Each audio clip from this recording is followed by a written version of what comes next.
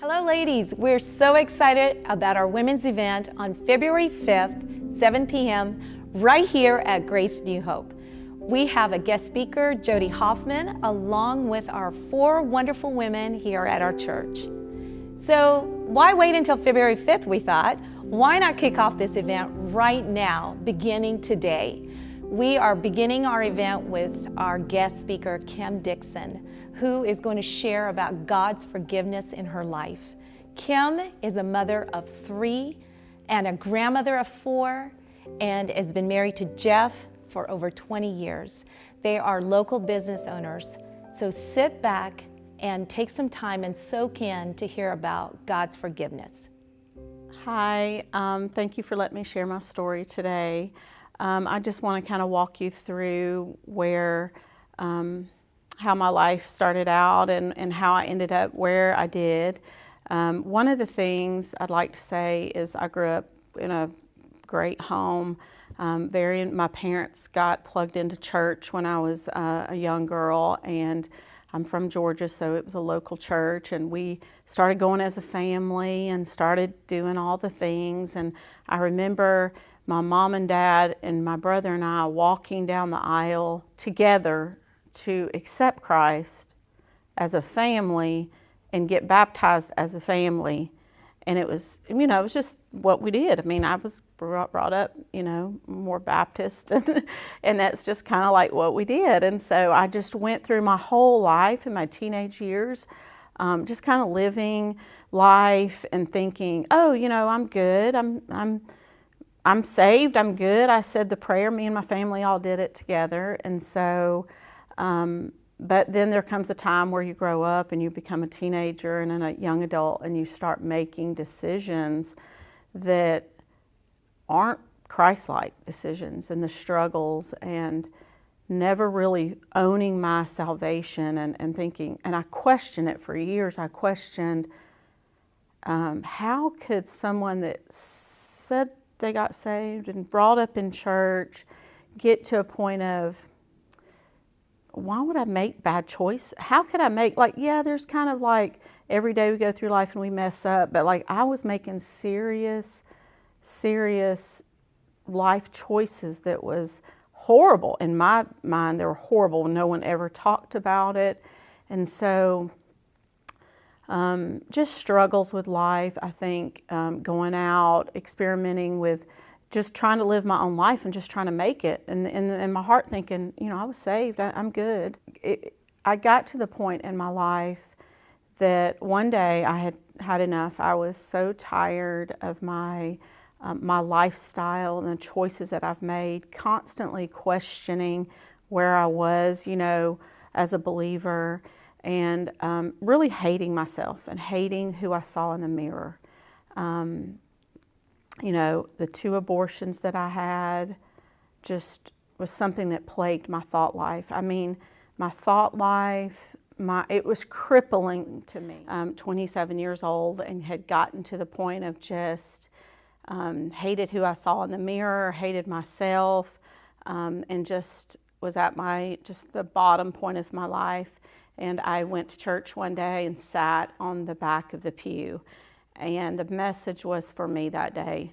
And I just accepted the Lord and believed He died and He rose again for me.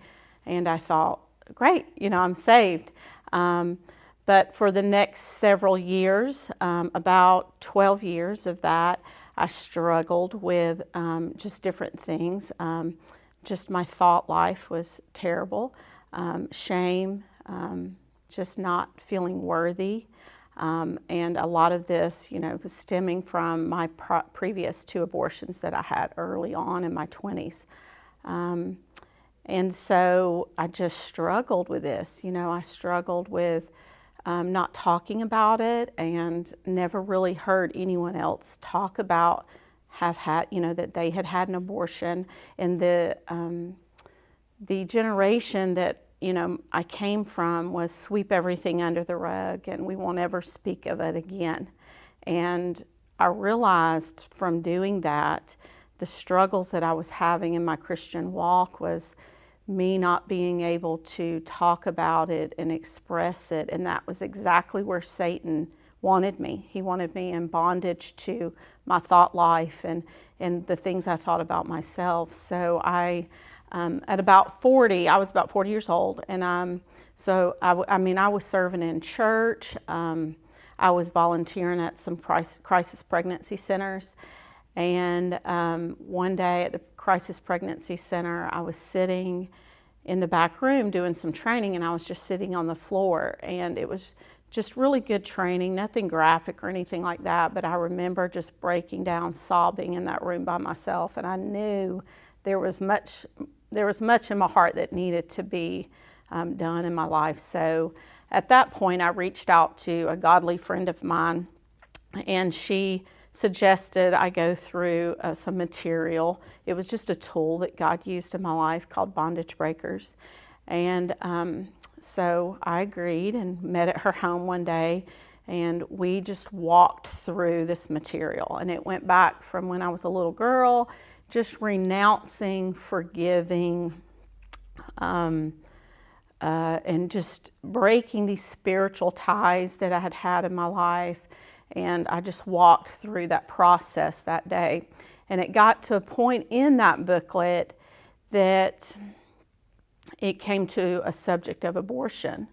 And so that day, when I walked through forgiving myself, and I saw my babies for the first time in the arms of Jesus that day, and it was just so freeing to know that they were there and I was forgiven, and that the more I talked about them, the more I became free in the name of Jesus, and that I honored them. So for the first time, I started honoring who they were, and it was amazing. It's been amazing what the Lord has done with that tool He used in my life, and how awesome He's moved and worked since then. So that was when I was 40.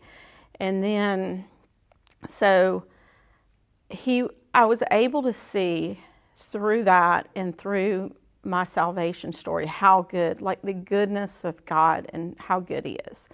So I had 2 abortions, and then I had a miscarriage. So I really have 3 babies in heaven. But God just reminded me of His goodness when He gave me 3 more children. So I have Cody and Kelby and Caitlin, who's our rainbow baby is what they're referred to now. And then he said, wait a minute, I'm even better than that. So Cody's married to Annie, Kelby's married to Colleen, and then one day, Caitlin will be married.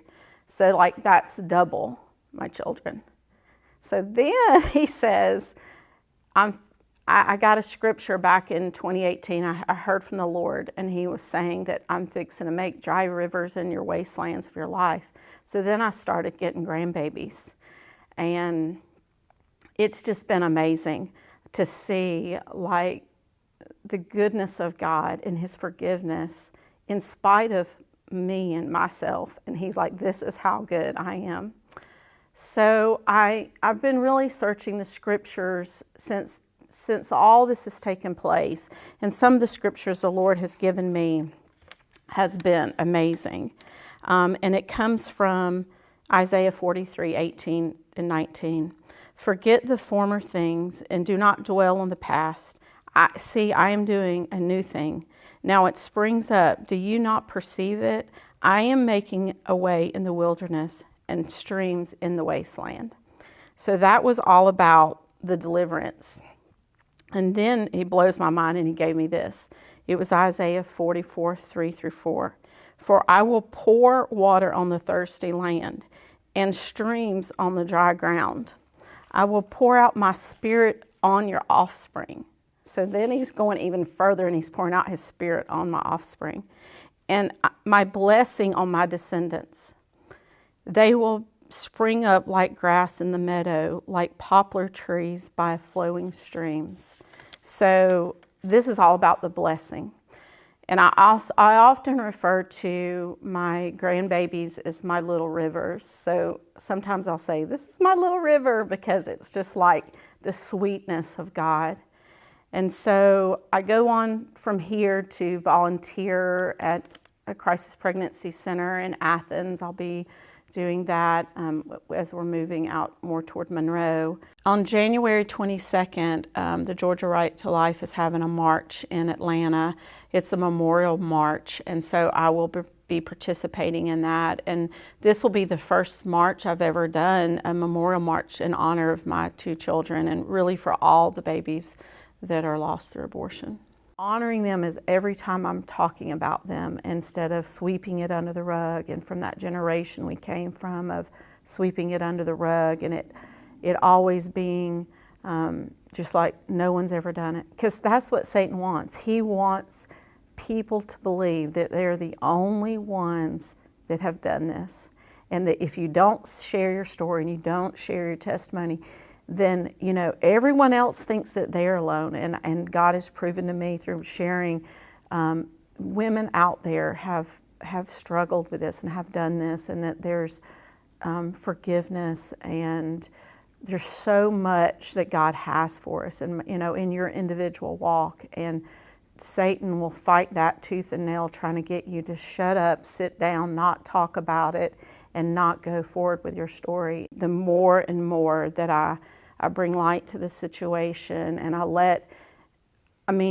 I'm very passionate about life and the unborn and protecting them. And I'm also very passionate about women who have gone through this in their life. And I've seen it through the years as I've shared my testimony. People that have come up to me and said, I did this, I've never spoke about this in my life.